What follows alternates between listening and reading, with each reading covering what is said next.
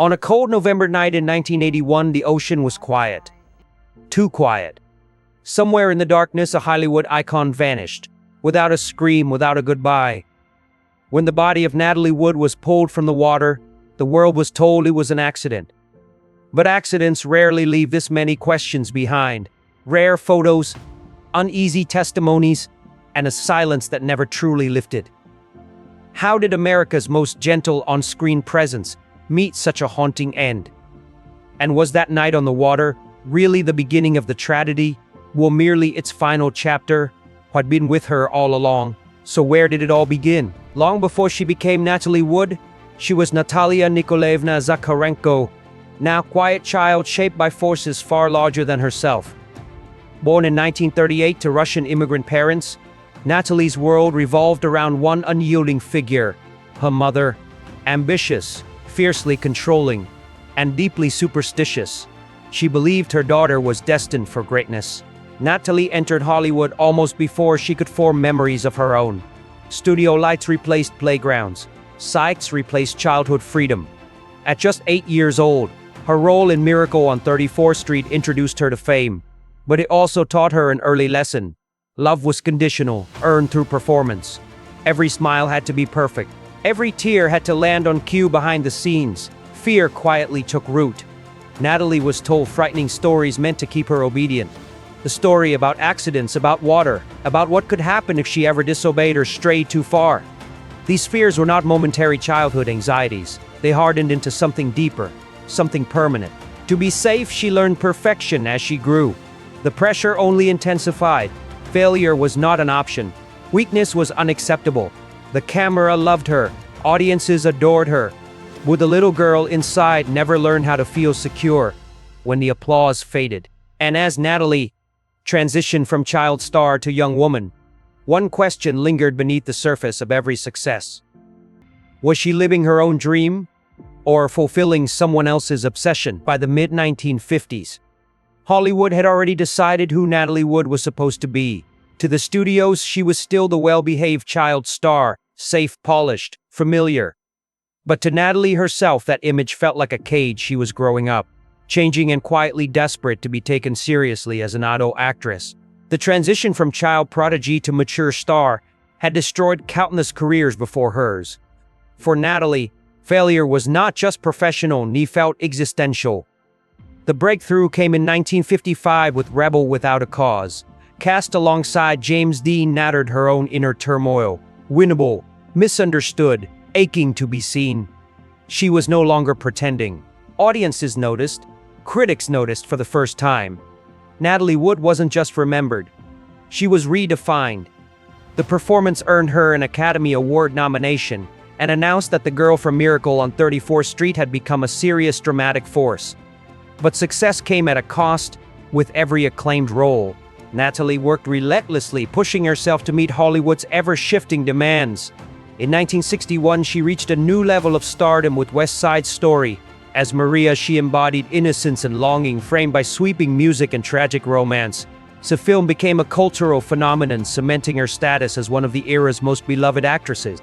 Yet behind the scenes, Natalie's voice was dubbed, her image carefully controlled, her imperfections quietly erased. Even at her peak, she was never fully allowed to be herself. That contradiction defined her career. Natalie excelled at playing women caught between desire and restraint, strength and fragility. In Splendor in the Grass, she delivered one of the most emotionally raw performances of her life, a young woman unraveling under the pressure of sexual repression and societal expectations. The role felt uncomfortably close to home. Critics praised her bravery. Audiences were stunned. Natalie earned another Academy Award nomination. But what stayed with her wasn't the applause, it was the exhaustion of exposing her wounds on screen while hiding them off camera. As the 1960s progressed, Natalie's image became iconic. Her fashion choices were copied. Her haircuts set trends. She appeared effortlessly elegant, the embodiment. Yet that elegance was carefully constructed. Natalie was acutely aware that Hollywood's affection was conditional. Youth was currency. Perfection was mandatory. One misstep could undo everything she had fought to achieve. She responded the only way she knew how, by working harder. Natalie sought roles that challenged her. collaborating with respected directors. Still, the industry around her was changing. New faces emerged, tastes shifted. The system that had built her stardom began to feel less predictable, less forgiving. Behind closed doors, the pressure mounted. Natalie struggled with anxiety, self-doubt, and an unshakable fear of losing control. The discipline drilled into her as a child, never disappoint, never show weakness, what made her successful, but it also left her emotionally isolated. Fame gave her validation, but it never gave her safety. What the public rarely saw were the moments between takes, Natalie retreating inward, questioning whether she was enough without the spotlight. She had mastered the art of appearing composed while feeling deeply unsettled. The very roles that brought her acclaim also forced her to relive the conflicts she tried so hard to suppress. By the early 1970s, Natalie began to sense that the pace she'd maintained for decades was unsustainable. Hollywood had taken much of her youth, her privacy, and her sense of normalcy. The applause still came, but it no longer filled the emptiness the way it once had for a woman who had been trained to equate love with success. This realization was terrifying. She had proven herself. She had survived the transition that ruined so many others, and yet a haunting question lingered beneath every achievement. If she stopped performing, who would Natalie Wood be then? If fame had taught Natalie how to perform, love was supposed to teach her how to rest. But for someone who had spent a lifetime equating safety with control, intimacy was never simple. Natalie longed for stability, for a place where she could finally lower her guard. What she found instead were relationships that mirrored the same tensions she had known since childhood: intensity, dependence, and a lingering fear of abandonment. Her most defining relationship was with Robert Wagner. They married young, separated as if trying to rewrite the past to the public. Their love story appeared romantic, even fated. Privately, it was far more complicated.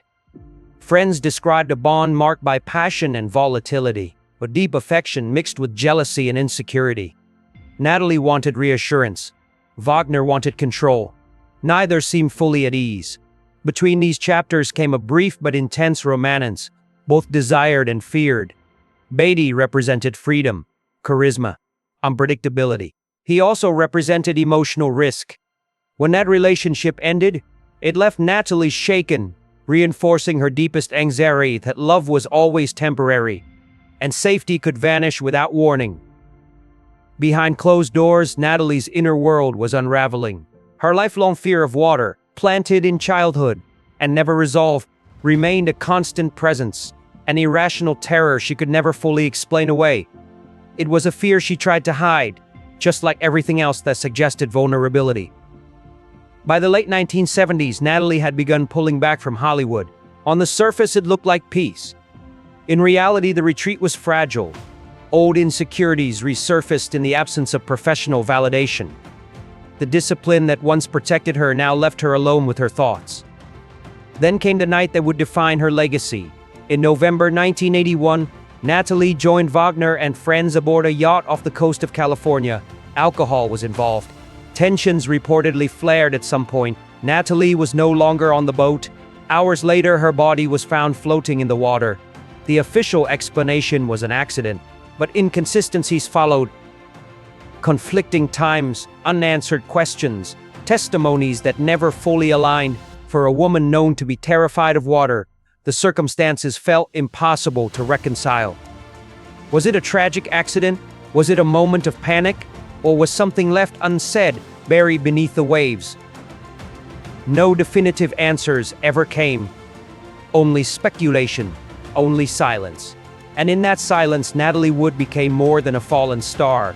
She became a symbol of something darker, the cost of a life spent performing perfection, and the danger of never feeling truly safe. In the years before her death, Natalie Wood had begun to step away from the version of herself the world knew best.